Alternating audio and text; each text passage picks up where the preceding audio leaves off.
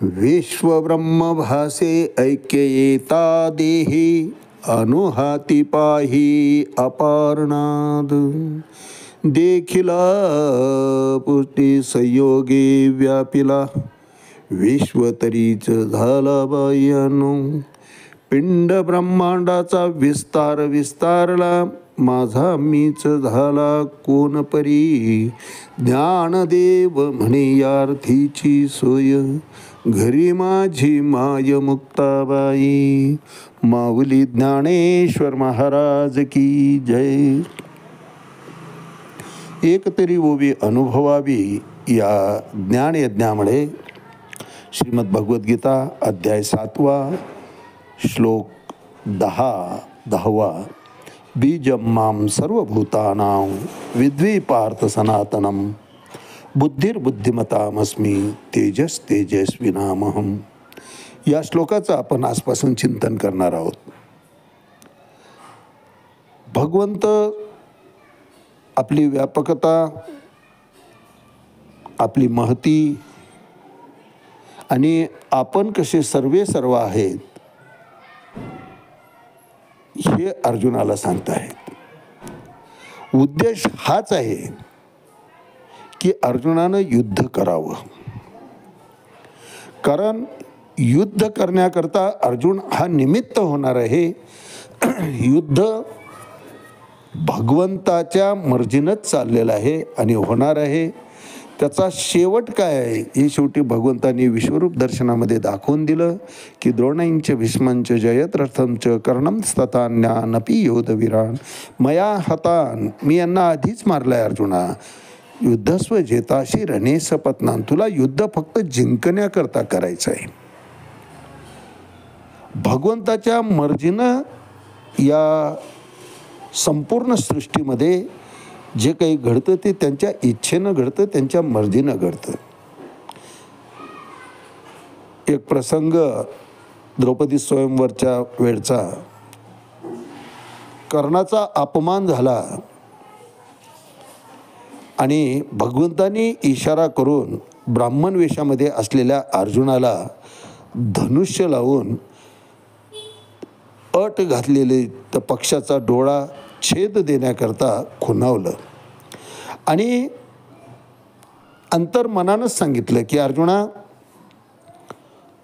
तू बाण व्यवस्थित लाव, धनुष्य नीट पकड आणि खाली पाण्यामध्ये जे प्रतिबिंब पिळल तो पक्षी फिरणारा पक्षी आहे. वरती तो त्याला फिरणारं घेतलेलं होतं.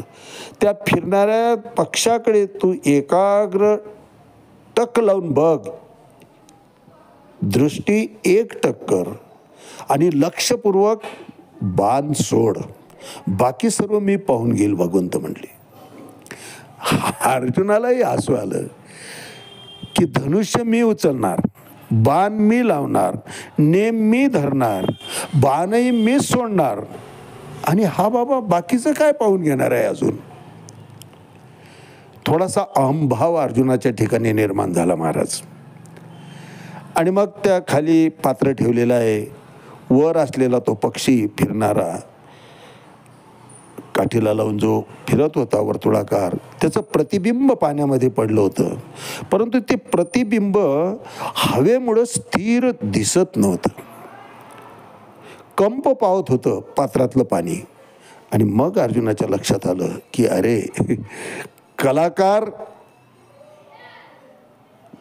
करता करविता हा कोई और है. आणि मग ओशाडलेल्या नजरेनं शरणागत भावनेनं अर्जुनानं भगवंताकडे पाहिलं की मी काहीच करू शकत नाही, तुझ्या मर्जीशिवाय खरंच काही घडत नाही कृष्णा.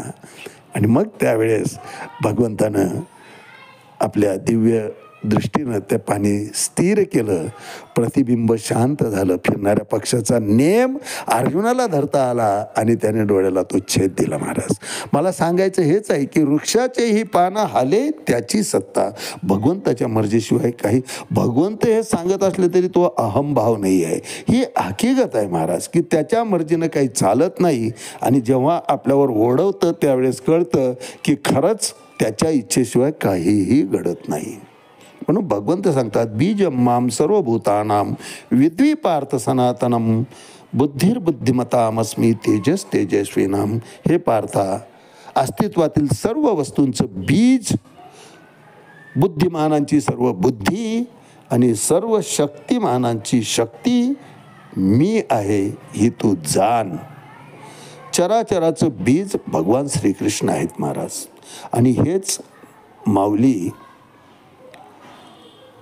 आजच्या या 40 क्रमांकाच्या ओवीत ज्ञान विज्ञान योग ज्ञानेश्वरी अध्याय 7 40 क्रमांकाच्या ओवीत म्हणतात, पै आदिचेनी अवसरे विरुडेनी अंकुरे जे अंती गिळी अक्षरे प्रणव पिठीचा. अर्थात उत्पत्तीच्या वेळी जे आकाराच्या अंकुरानं विस्तार पावतात तो फुटणारा अंकुर भगवंत म्हणतात मीच आहे. त्या ठिकाणी निर्माण करून दिलेली परिस्थिती ही माझीच आहे आणि माझ्यामुळेच ते विस्तार पावतं. अंतकाळी प्रलयाच्या काळी ओंकारामध्ये हे संपूर्ण समाविष्ट होतं. थोडक्यात सृजीपाळी संवारी मीच उत्पन्न करतो, मीच पालन करतो आणि संहारही मीच करतो. या सगळ्या गोष्टींचं बीज मूळ मी आहे भगवंत सांगतात. आणि माऊली तेच वर्णन करतायत. पै आदिचेनी अवसरे विरुडे गगनाचेनी अंकुरे जे अंतिगिळी अक्षरे प्रणव पिठीचा. आज याच ठिकाणी थांबूया. रामकृष्ण हरी पुंडलिक वरदारी विठ्ठल. श्री ज्ञानदेव तुकाराम पंढरीनाथ भगवान की जय. माऊली ज्ञानेश्वर महाराज की जय. जगद्गुरु तुकाराम महाराज की जय. शांती ब्रह्म एकनाथ महाराज की जय. आदिशक्ती मुक्ताबाई की जय.